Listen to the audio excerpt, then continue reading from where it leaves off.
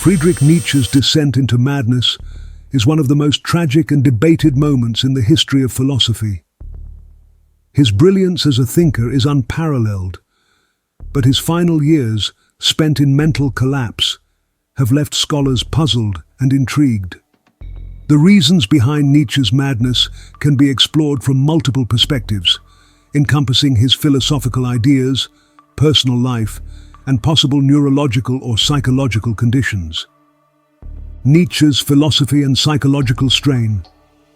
At the heart of Nietzsche's philosophy lies a deep confrontation with the fundamental questions of existence, morality, and the nature of truth. He rejected traditional metaphysical and religious frameworks, particularly Christianity, which he famously called slave morality. Nietzsche believed that the moral systems of his time shackled human potential, keeping humanity weak and subservient to outdated values. His declaration that God is dead symbolized the collapse of these frameworks, leaving humanity in a void where new values must be created. The existential weight of such ideas cannot be overlooked in assessing his mental state. Nietzsche pushed himself into the intellectual extremes, wrestling with the terrifying possibilities of nihilism. Nihilism, the belief that life lacks inherent meaning, posed an immense psychological burden. Nietzsche understood the consequences of this worldview, yet his philosophy did not retreat into despair. Instead, he proposed the idea of the Übermensch, overman, a figure who creates meaning and values in a godless world. However, such revolutionary thinking comes with its dangers. Nietzsche was not simply an academic theorizing in abstraction. He was a deeply sensitive individual who felt the full force of his ideas. His concept of eternal recurrence, the thought that life must be lived as if every moment would repeat infinitely, exemplifies this existential burden. Living with the awareness that each choice echoes throughout eternity could have placed an overwhelming psychological strain on him. Nietzsche often wrote of the abyss, warning that those who gaze into it risk being consumed by its depths. It's possible that Nietzsche himself became trapped in the very intellectual void he so thoroughly explored. Nietzsche's personal isolation and fragile health. Nietzsche's personal life was marked by solitude, chronic illness, and unfulfilled relationships, all of which likely contributed to his eventual breakdown. He spent most of his adult life suffering from debilitating health conditions, including severe migraines, digestive problems, and vision issues.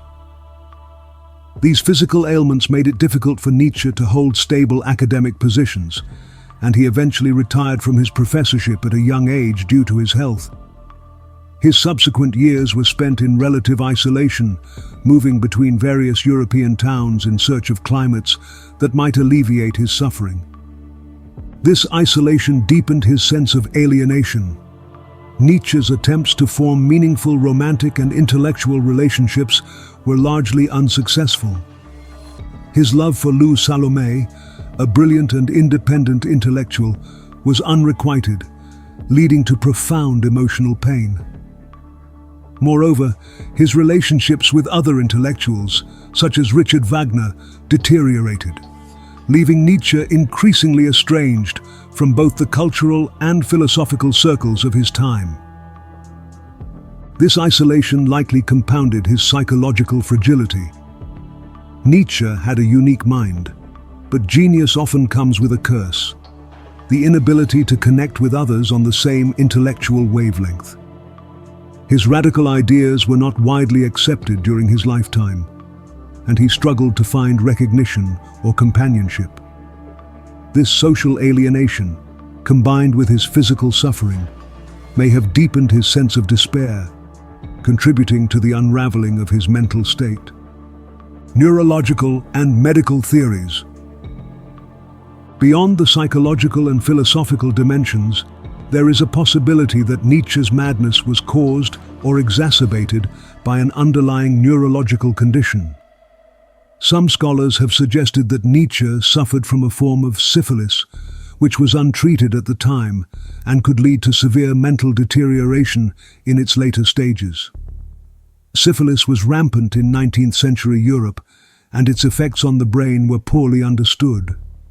The degeneration caused by late-stage syphilis, known as neurosyphilis, can result in cognitive decline, hallucinations, and severe mental disturbances, all of which Nietzsche displayed during his final years.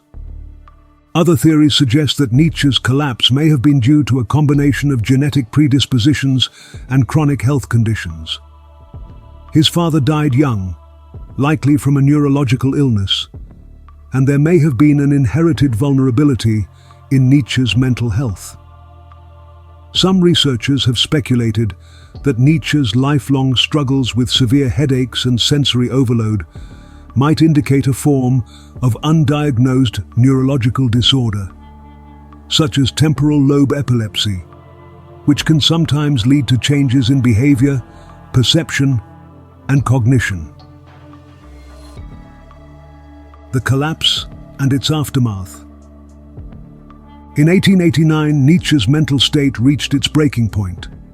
While living in Turin, Italy, he experienced a sudden and profound mental collapse, often referred to as the Turin incident. According to reports, Nietzsche witnessed a horse being whipped on the streets of Turin and, in an emotional frenzy, threw his arms around the animal to protect it. After this moment, Nietzsche wrote a series of erratic letters, known as the Madness Letters, in which he signed his name as Dionysus, or the Crucified, suggesting he had identified himself with divine or mythological figures. Following his collapse, Nietzsche was taken into psychiatric care and lived the rest of his life in a state of mental deterioration. His sister, Elizabeth, took control of his writings and legacy, often distorting his ideas to fit her own nationalist and anti-Semitic agendas, which Nietzsche himself would have vehemently opposed. Conclusion: madness and genius intertwined. Friedrich Nietzsche's madness remains a complex and multifaceted issue, with no single explanation sufficient to account for his decline. It seems likely that a combination of factors, his intense philosophical explorations, personal isolation, chronic illness, and potential neurological disease, contributed to his breakdown. Nietzsche's intellectual courage in confronting the darkest aspects of human existence may have left him vulnerable to the abyss he so often warned others about. His life serves as both a testament to the power of the human mind and a tragic reminder of its fragility. In the end, Nietzsche's madness is not merely a personal tragedy, but also a profound reflection of the very themes of alienation, suffering, and the limits of human existence that his philosophy so daringly sought to illuminate.